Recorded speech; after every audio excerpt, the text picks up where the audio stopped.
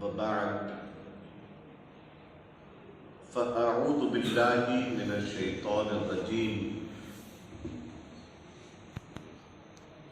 बिस्मिल्लाहिर रहमानिर रहीम।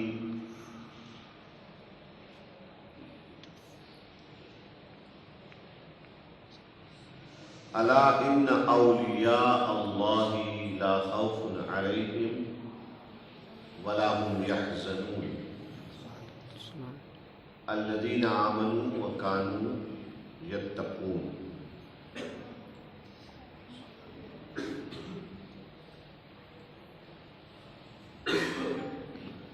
सदक़ल्लाहुल अज़ीम व बल्लगना रसूलुहु अल मौलन नबीयुल करीम अलैहि व अला आलिहि अफ़ज़लुस सलाति व अकरमुत तस्लीम। इन्नल्लाहा व मलाइकतहु युसल्लूना अलन नबी या अय्युहल्लज़ीना आमनू सल्लु अलैहि व सल्लिमू तस्लीमा। अल्लाहुम्मा सल्लि अला सय्यिदिना मुहम्मद व सल्लम सलातु व सलाम अलैका या वाला आले सय्यिदना मुहम्मदिन कमा सल्लैता अला सय्यिदिना इब्राहीम व अला आले सय्यिदिना इब्राहीम इन्नका हमीदुम मजीद। हम अहले सुन्नत सहीहुल अक़ीदा बुज़ुर्गों को मानने वाले सुन्नी कोई मौका नहीं छोड़ते कि अपने आका और मौला हुज़ूर मुहम्मदुर रसूलुल्लाह सल्लल्लाहु तआला अलैहि वसल्लम अलैहिस्सलातु वस्सलाम की सुन्नत, प्यारी सुन्नत पर अमल करना हम मौका नहीं छोड़ते। अल्लाह के घर में है, घर में दाखिल होने, घर में बैठने, घर में कलाम करने के लिए रसूलुल्लाह की एक अजीम सुन्नत। आइए मेरे साथ मिलकर, इससे पहले कि मैं कुछ कहूँ, कुछ आगे बढ़ूँ, मेरे साथ मिलकर पढ़ें। बिस्मिल्लाहि दखलतु बिस्मिल्लाहि नहलतु अलैहि तवक्कलतु अलैहि तवक्कलतु व नवैतु सुन्नतल इतिकाफ। हमारी मजलिस कामयाब हुई। हम सब ने मिलकर रसूलुल्लाह की सुन्नत पे अमल कर लिया।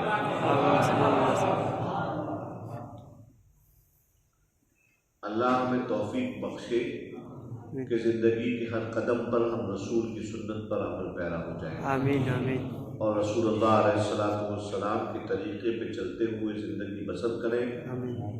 और उन्हीं का नाम लेते हुए इस दुनिया से रुखसत हो जाए। आमीन।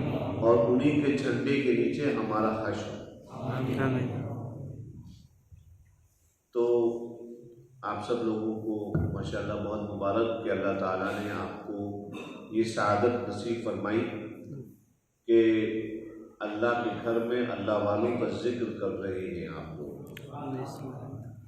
जिक्र किया भी जा रहा है और जिक्र सुना भी जा रहा है। और सुफियान सौरी अपने वक्त के अजीम सुभान अल्लाह फरमाते हैं, इंदा जिक्र सालिहीन तंज़िलुर रहमा। जिस जगह सुलहा का, अल्लाह के नेक बंदों का जिक्र होता है तो वहाँ पर अल्लाह रहमत नाजिल फरमाता है। सुभान अल्लाह बेशक वहाँ पर रहमत नाजिल होती है हमारे लिए। कदम कदम पर अल्लाह के इस घर में बैठकर जिक्र करना, हम सिर्फ इसलिए जिक्र कर रहे हैं कि हमें अल्लाह को राज़ी करना है। और राज़ी करने के लिए हमारा वसीला आज के दिन, इस शब, इस मजलिस में कौन है? उनका नाम है अबू मोहम्मद मुहियुद्दीन अब्दुल कादिर अल हसनीयुल हुसैनी अल जीलानी क़द्दस सिर्रहुल अज़ीज़। हुज़ूर गौस पाक रज़ियल्लाहु ताला अन्हु अल्लाह के वली हैं, महबूब सुबहानी है, शहबाज लामकानी है। और साहब मैं उनकी तौसीफ़, उनकी तारीफ़ में क्या क्या अर्ज़ करूँ, जितना मैं कहूँगा उतना कम और हक़ अदा ना हो पाएगा। और मुझे कहना भी बहुत चाहिए क्योंकि मैं उनका मुरीद हूँ। भैया हम आप लोग माशाल्लाह थामला वाले, आपके यहाँ का भी मैं आया तो रोड भी काफ़ी माशाल्लाह काफ़ी डेवलप हो चुका है। मेरी आदत है कि जब मैं आवाम की मैं टीचर हूँ, आप लोगों को अक्सर लोगों को पता होगा कि मैं प्रोफेशन से टीचर हूँ, पढ़ाता हूँ मकतब में अलिफ बे। जब मैं मकतब में पढ़ाता हूँ तो मकतब व मदरसे की जो किताबें हैं उनके उसूल और कवाइद के मुताबिक अपने तलबा से मैं बात करता हूँ। मगर जब मैं अपनी आवाम की महफिल में बैठता हूँ तो रसूलुल्लाह की अजीम सुन्नत कि रसूलुल्लाह ने फरमाया कल्लिमुल मर्द अला क़द्रि उक़ूलिही, लोगों से उनके मिजाज और उनके मियार और उनके ज़ौक़ के मुताबिक बात करो ताकि लोग तुम्हारी बात को समझें और दीन की असलियत तक पहुँच जाएं, दीन की जड़ों तक, दयानतदारी की जड़ों तक पहुँच जाएं। और मैं यही बात अपने बिरादरान अहले सुन्नत से जो मुबल्लिगीन इस्लाम हैं या जो उलमा हैं, हमारे नौजवान जो फारिगीन हैं, मैं उनसे भी यही बात अर्ज़ किया करता हूँ कि जब आप मिंबर पर बैठते हैं तो आपकी ये जिम्मेदारी बन जाती है, आपको अपना इल्म अवाम पे नहीं जमाना है, बल्कि रसूलुल्लाह अलैहिस्सलातु वस्सलाम जब मिंबर पर तशरीफ़ हुआ करते थे तो जहाँ पे अबू बकर सिद्दीक़ रज़ी अल्लाह ताला अन्हु जैसे अज़ीमुल क़द्र उनके दोस्त, उनके सहाबी, उनके मुरीद उनकी बात सुना करते थे और समझा करते थे, उसी तरह से सबसे आखिरी सफ में बैठा हुआ कोई बच्चा जो रसूलुल्लाह का सहाबी है वो भी उनकी बात समझ लिया करता है। रसूलुल्लाह की मजलिस की बरकतें। तो हम अपनी गांव की भाषा में आपसे एक बात समझा रहे हैं। हम यूपी वाले, पश्चिमी यूपी में ज़िला है, ज़िले का नाम है एटा, और ज़िला एटा में कस्बा है जहाँ का मैं रहने वाला हूँ, जिसका नाम है मालेरा। और मालेरा में अक्सर बागात हैं, हमारे यहाँ काश्तकारी होती है, फार्मिंग, और हमारे यहाँ अक्सर आम, अमरूद वगैरह के हमारे यहाँ बागात हैं, यूकेलिप्टस वगैरह बहुत सारे उगाए जाते हैं। तो मुझे खेती बाड़ी ज़्यादा आती है और मुझे क्लास में पढ़ाना ज़्यादा आता है। इसके अलावा मतलब मुझे कुछ ऐसा कोई ख़ास फन नहीं आता। मगर मेरे उस्ताद ने मुझे बताया था कि बेटा ये जो दुनिया अल्लाह ताला ने पैदा करी है, इस दुनिया में हर चीज़ अल्लाह की मारिफत पर आयत है, यानी निशानी है। हर चीज़, इसमें कोई चीज़ ऐसी नहीं है जो अल्लाह की निशानी ना हो।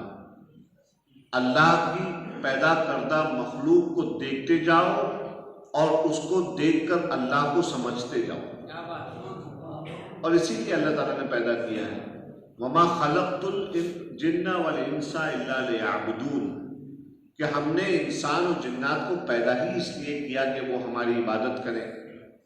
और इसकी तफसीर में अब्दुल्लाह इब्न अब्बास रज़ी अल्लाह ताला अन्हुमा ने इरशाद फरमाया लियअबुदून ऐ लियअरिफून, हमने जिन्नात और इंसान को पैदा ही इसलिए किया कि वो हमको पहचान ले।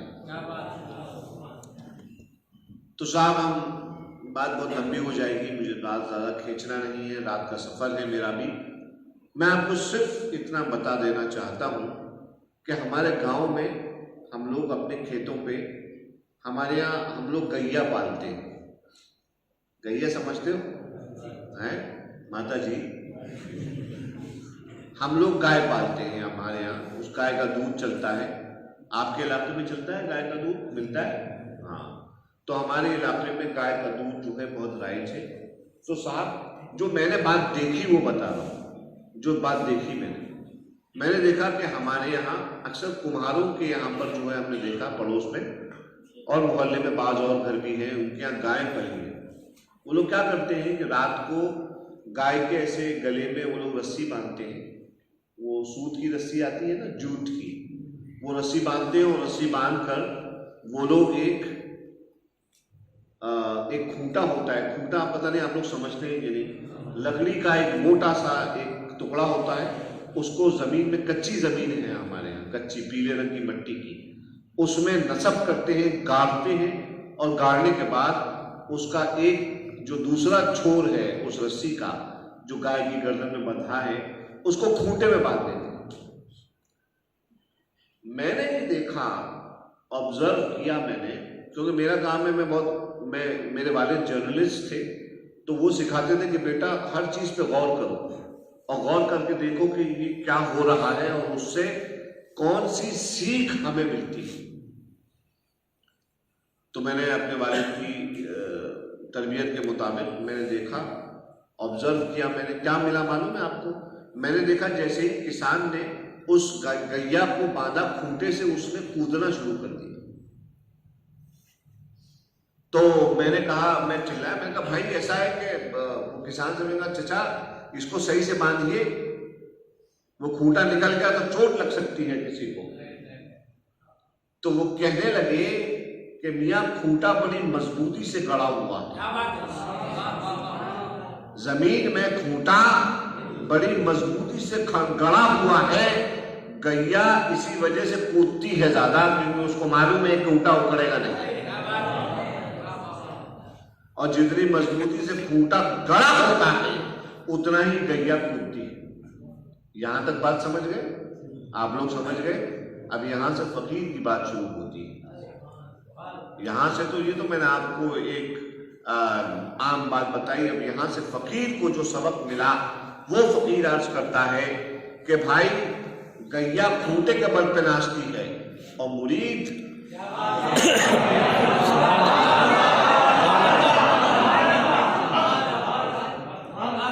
मुरीदी ला तखफ अल्लाह रब्बी,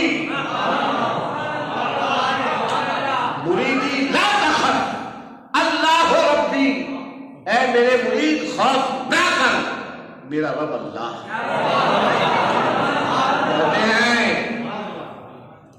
कहते हैं अफलत, बगदाद से आ रहा है, आपको दे रहा हूं,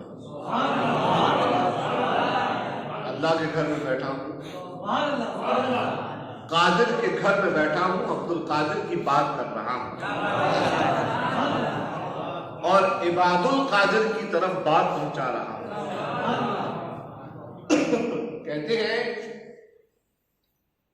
कहते हैं अफलत शुमूसुद्दुनिया व शम्सुना, अफलत शुमूसुद्दुनिया व शम्सुना अबदन अला फलकिल उला ला तगरिबू। गौसे आजम फरमा रहे हैं, कहते हैं, मैंने कहा ना खूंटा जितना मजबूत गैया उतना नाचेगी, गैया उतना कूदेगी। अगर ये बात समझ गए तो यही बुनियाद है अब मेरी इस गुफ्तगू की, यही बुनियाद है मेरी इस गुफ्तगू की। तो कहने लगे, फरमाया सर हजरत गौसे आजम ने, हमारे पीराने पीर ने, अफलत शुमूसुद दुनिया व शम्सुना, सारी दुनिया के सूरज, सारी दुनिया के सूरज, जितने सूरज हैं दुनिया में, चमकदार दमकदार, जिनकी ताब हम नहीं ला सकते, उनका मामला यह है कि वो एक पल को अल्लाह के हुक्म से तुलू होते हैं और फिर अल्लाह के हुक्म से गुरूब हो जाया करते हैं। अफलक शुमूसुद दुनिया, सब के सब गुरूब हो जाते हैं। वह शम्सोना, औसमात फरमाते हैं, वह शम्सोना, और हमारा सूरज अल्लाह अबदन अला फलकिल उला ला तगरिबू, हमारा सूरज अल्लाह के हुक्म से निस्फुन नहार के सूरज की तरह आसमान में चमक रहा है, वो कभी गुरूब नहीं होने का।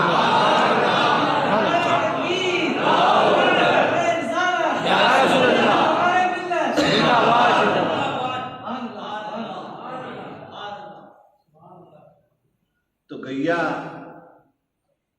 खूंटे की मजबूती पे कूदती है और मुरीद जो चहकता है वो अपने बल पे नहीं है ना। आज तुम्हारे चेहरों की मुस्कुराहटें इसलिए रोशन हैं क्योंकि तुम अब्दुल कादिर के नाम पे आए। बेशक तुम जानते हो कि अब्दुल कादिर के नाम पर तुम एक पल गुजारोगे तो अब्दुल कादिर का रब उसकी रहमत 10 कदम तुम्हारे करीब आएगी। बेशक है कि नहीं? यही तो नियत है हम सबकी। हम सबकी नियत क्या है? हम सबकी यहाँ पे आने की नियत यही है कि हम अल्लाह की रहमत को किसी तरीके से, किसी बहाने से अपनी तरफ मुतवज्जे कर दें। क्योंकि हमने इस दौर में देखा कि इस दौर में एक वक्त वो आया था जब रहमत को तलब करने के दरवाजे बंद हो गए थे, मस्जिदें बंद थी, दरगाहें बंद थी, खानकाहें बंद थी।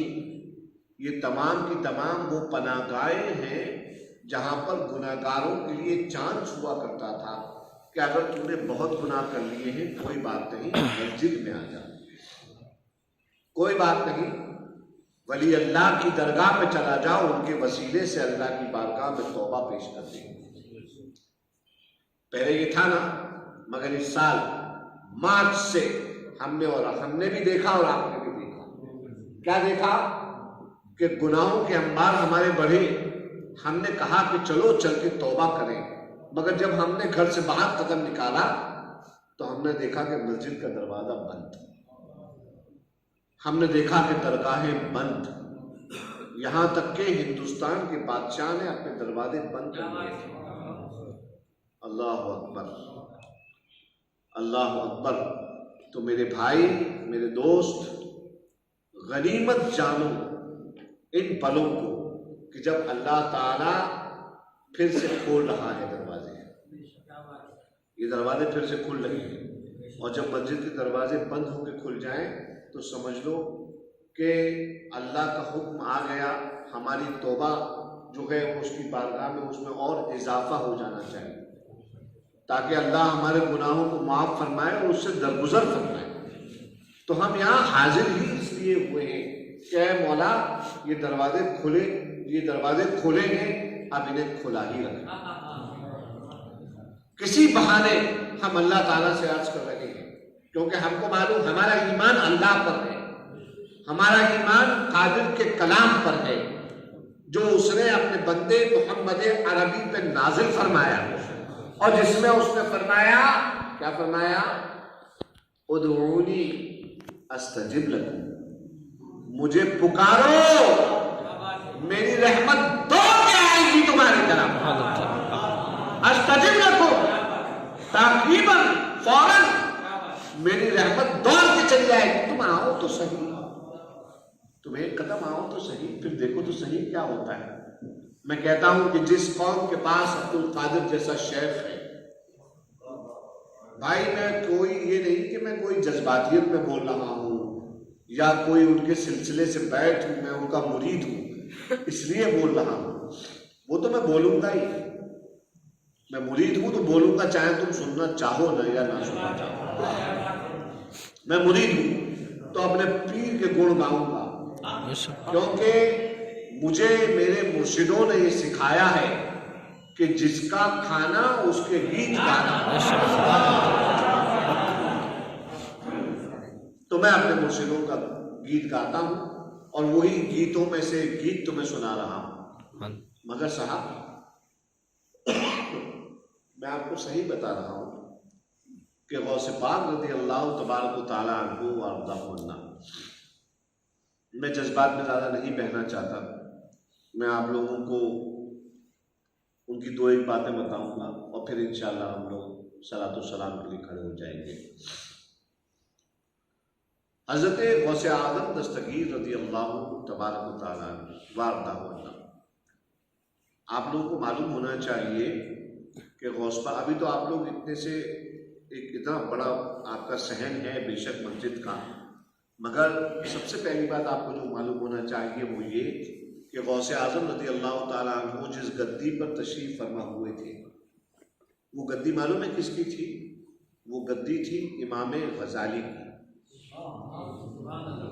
उनका मदरसा था इमाम गज़ाली का, मोहम्मद बिन मोहम्मद गज़ाली, इमाम गज़ाली। ये बातें आप समझिए, और आप जो है उसी देवड़ी के एक गुलाम से ये बातें सुन सकते हैं। ये मैं आपको घर की बातें बता रहा हूं जो अपने मुर्शिदों से सुनी है मैंने। तो मोहम्मद बिन मोहम्मद गजाली रहमतुल्लाह ताला अलैह, उनका था मदरसा निजामिया, और वहां बैठकर वो इल्म व मारिफत के फूल लुटाया करते थे। आपका विसाल हुआ तो आपकी जानशीनी किसके हिस्से में आई? हुजूर गौस पाक के। और हुजूर गौस पाक ने मदरसा कादरिया कायम फरमाया। आपकी मस्जिद बहुत बड़ी है, मगर यकीन जाने मदरसा कादरिया की वुसाअत का, उसकी बड़ाई का अंदाजा इस बात से लगाएं कि गौस पाक जैसे यहां बैठे हैं मसनद पर, और उनके मुरीद और उनके शागिर्द उनके सामने बैठे हैं, ठीक है। गौस पाक यहां पे बैठ के दर्स दे रहे हैं, और मजमे के आखिरी छोर पर, अब जरा अंदाजा लगाओ कि मजमा कितना होगा।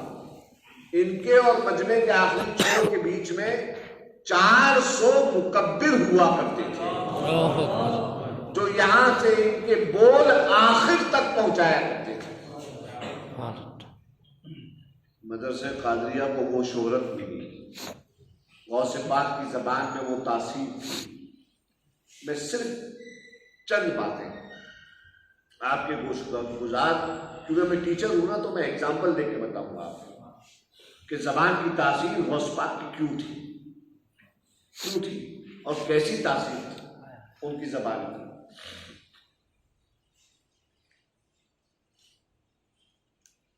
तो साहब हुजूर गौस पाक रज़ी अल्लाह तबारक व तआला अन्हु के बेटे हैं बड़े, उनका नाम है अब्दुल रज़्ज़ाक, और बहुत बड़े आलिम,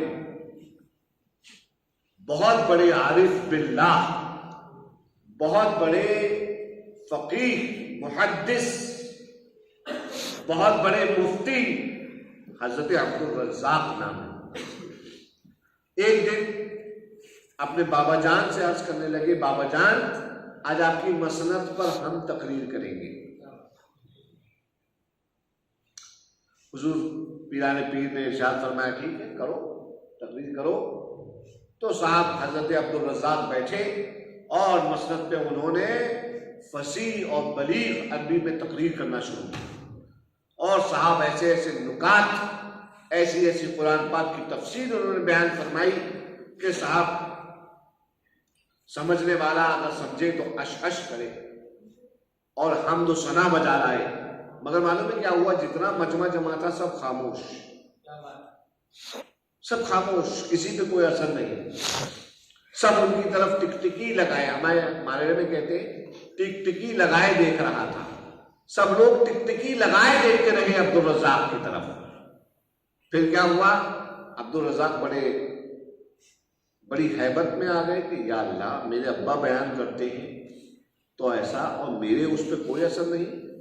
आप नीचे उतर के आए, गौस पाक मसनद इरशाद पर तशरीफ ले गए, आपने बैठते के साथ ही खुतबा पढ़ा, और खुतबा पढ़ते ही आपने फरमाया घर, और उस घर में एक ताक, और उस ताक पर एक दूध का प्याला।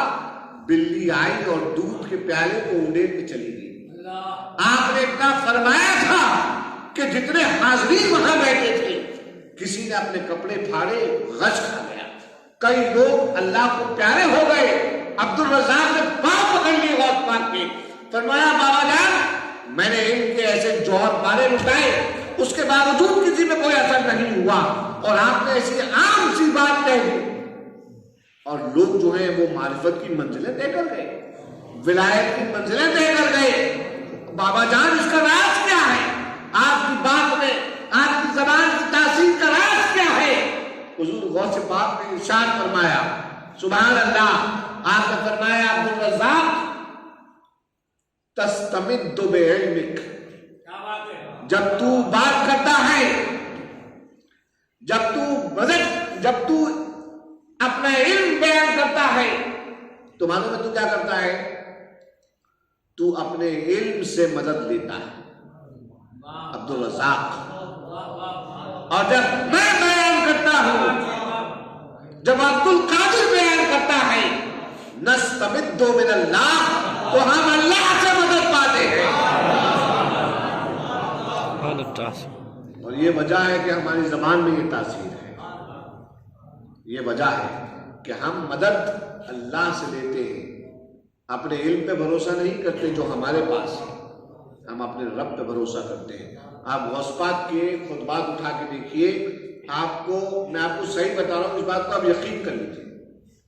क्या आप गौस पाक के खुतबात उठा के देखेंगे ना, उसमें ना किसी तावीज़ का हुक्म है, ना किसी झाड़ फूक का हुक्म है, ना किसी तोशे का हुक्म है।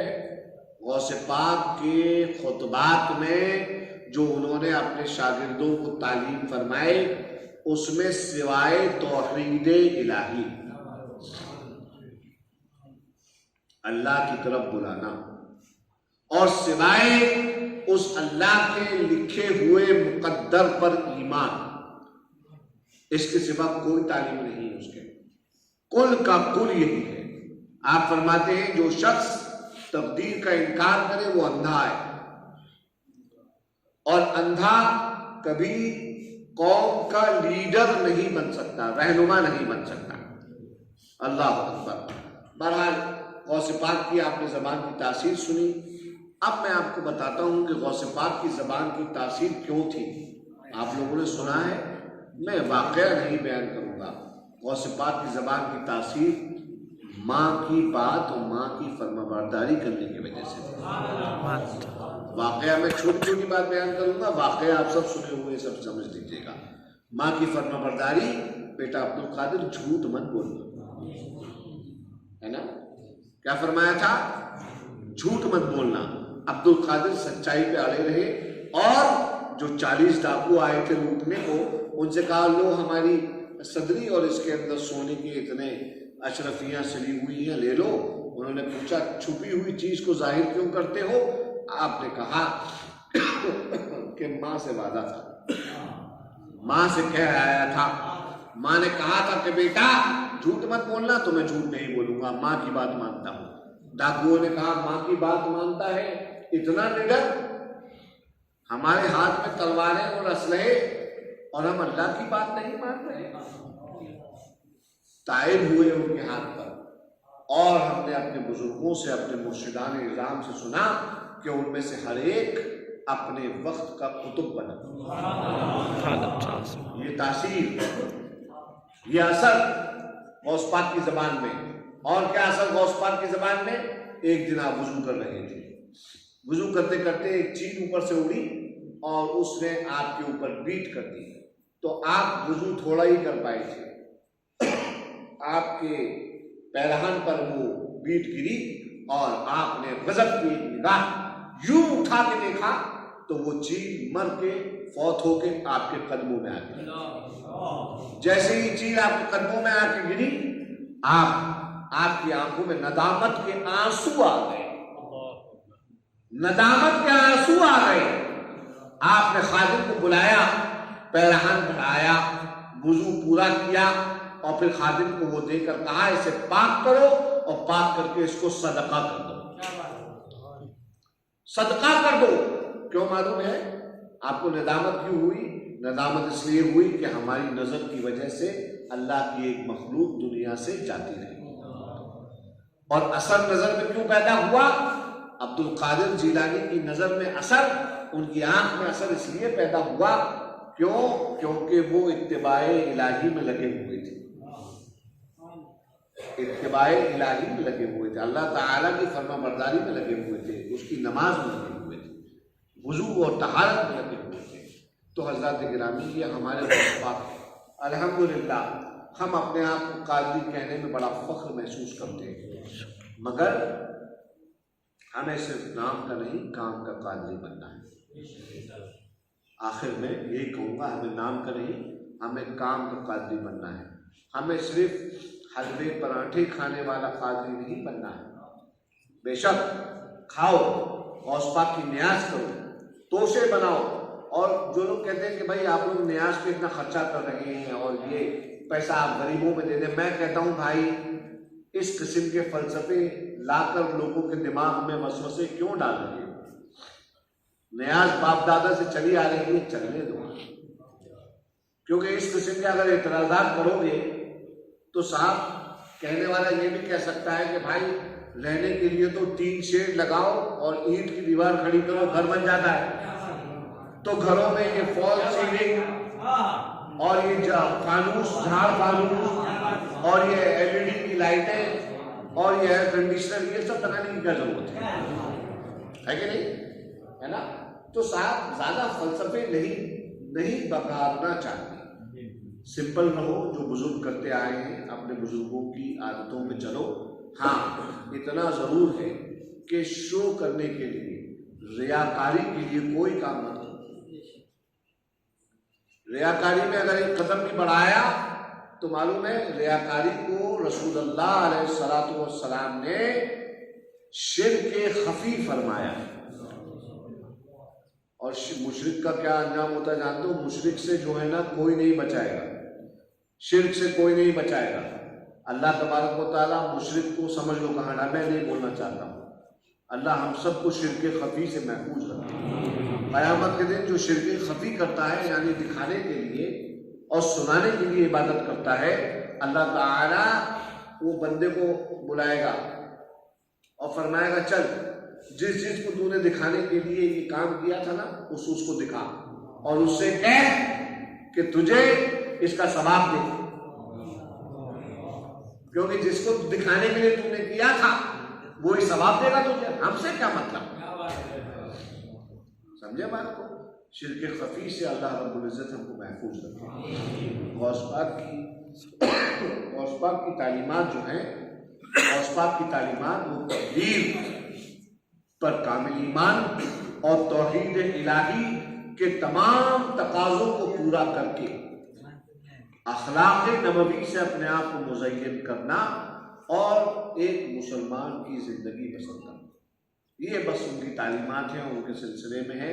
उनके नाम पर 11वीं हम इसलिए मनाते हैं क्योंकि 11 रबीउल सानी ये वो दिन है जिस दिन गौसे पाक अल्लाह का दिया हुआ रिस्क, उनको जो फुतूहात मिलती थी उसको गरीबों, नादारों, मिस्कीनों, दोस्त, अहबाब, रिश्तेदार, इन सब में लंगर करके बांटा करते है ना। तो हम लोग वही यादगार लेके चले आ रहे हैं। इंसान माँ बाप को 40 दिन के अंदर भूल जाता है, मगर आज भी 1000 साल के बाद हमें गौस पाक याद है। याद है हमें याद है।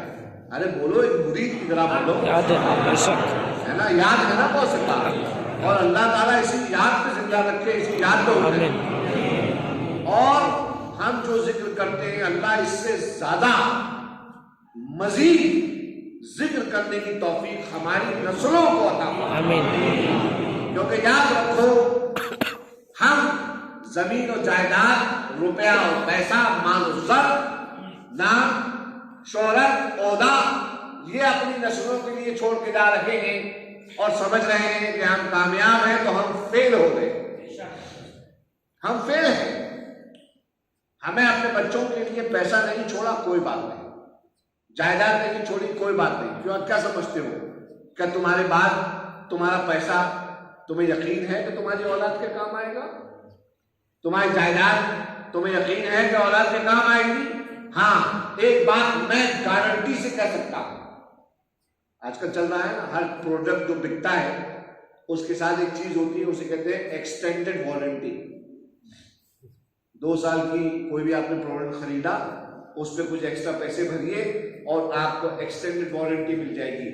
मैं आपको कयामत तक की एक्सटेंडेड वारंटी देता हूं।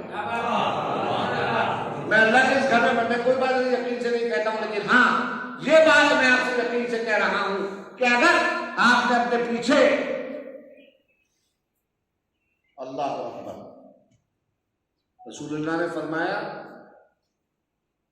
कि अमल का कारोबार मौत के साथ खत्म हो जाता है, मगर 3 चीजें, इल्ला मिन सलासा।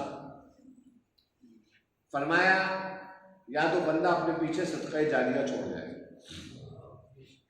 या बंदा अपने पीछे कोई ऐसा इल्म छोड़ जाए जिससे लोगों को फायदा पहुंचे, या आओ मिन वलदिन सालिहिन यदऊ ला, या अपने पीछे ऐसी औलाद छोड़ जाए जो उसके लिए दुआए मग़फ़िरत करे। मैं आपको एक्सटेंडेड वारंटी क़यामत तक की देता हूं।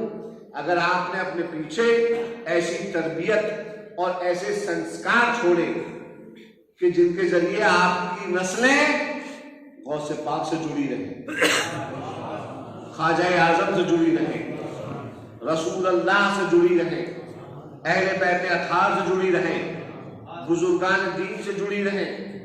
तो क्या है, वो आपके लिए गारंटी है कि ये आपके लिए क़यामत के दिन निजात का परवाना है। ये बंदा कुछ नहीं लेके आया, अमल नहीं, कुछ भी नहीं लेके आया, मगर हाँ ये हमारे वलियों की याद अपनी नस्लों में छोड़ के आया, वफादारी। तो अल्लाह रब्बुल इज्जत हमारी नस्लों में वफादाराने गौसे आदम पैदा फरमाए, हमें इस पे इस्तिकामत अता फरमाए। बस इस मुख्तसर से गुफ्तगू पर, जो मुख्तसर नहीं थी, काफ़ी लंबी हो गई, मैं आप लोगों से रुखसत लेता हूँ। आप लोग दुआ खैर में याद फरमाएं और अल्लाह रब्बुल इज़्ज़त हमें बार बार ये मौका अता फरमाए, इनायत फरमाए कि हम अपने बुजुर्गों की याद